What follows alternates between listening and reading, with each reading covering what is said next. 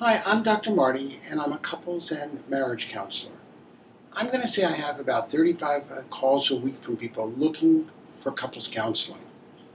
Folks aren't sure how to find a good therapist for them.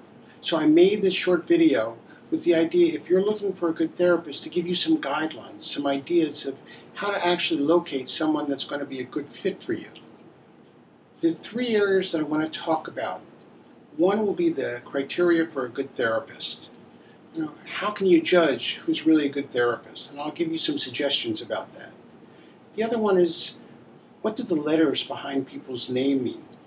And what are their credentials? And the last one is, what should be covered in therapy? And what should you be talking about and doing in couples therapy once you finally get to the therapist's office? So let's start with the criteria for a good therapist. One, are you comfortable with them? And the way that you can judge that is when you have your first phone call. Are they easy to talk to? Do you feel understood? Do you feel accepted? That's a way that you can judge whether or not you feel comfortable with the therapist. The second thing is what percentage of their practice is dedicated toward couples? And a way that you can check on that is take a look at their site. See how much of their site is dedicated toward working with couples. And if they don't have a site, well, what you can do is you can ask them. You can say, well, what percentage of the people that you see are couples or couples related? And then the third thing is, are they easy to reach? And if you can't get them immediately, which is reasonable, are they quick to call back, say within 2 to 3 hours? Because if you have a problem, you're going to want to be able to get to them and to talk with them and to ask them about what's on your mind or even what happened in the last session.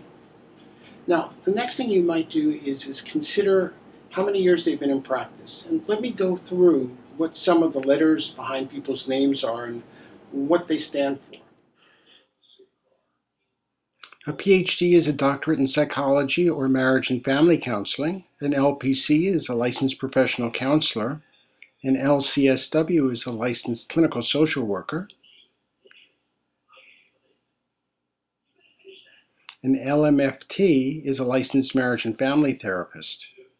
Don't worry if you didn't get the information. It's also written on our site. When you call a counselor, you might ask them what should happen in counseling. Here's what I think should be focused on in your meetings. There are three areas that should be covered in couples therapy. One is communication. Teaching a couple to talk with each other so you can hear each other as well as speak to each other and really get a deeper understanding of each other. Also, how to effectively deal with conflict and anger so that on the one side your partner's anger doesn't overwhelm you, and on the other side you have control of your own anger so that you can really communicate with your partner.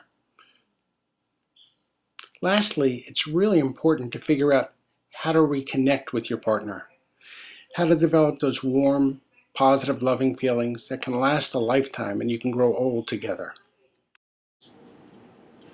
I want to end this video by saying I believe that selecting the right couples counselor or a marriage counselor is among the most important decisions you'll ever make. In terms of what your future life holds, if you have children, in terms of their future, the ability to have the best chance at your marriage working out is really going to a lot be dependent on not only what you bring to the session, but what the counselor, what the therapist is able to help you with. So I provided these guidelines and criteria with the idea of it'll give you the best start in terms of being able to make your relationship work, to make the most of any chance that you possibly have. I want to thank you very much for spending a few minutes to take a look at my video. Hopefully it'll take you a little bit further along the line to selecting the right counselor. If you've got any questions at all, at the end of this video are some ways to get in touch with me so that I can answer any additional questions that you might have.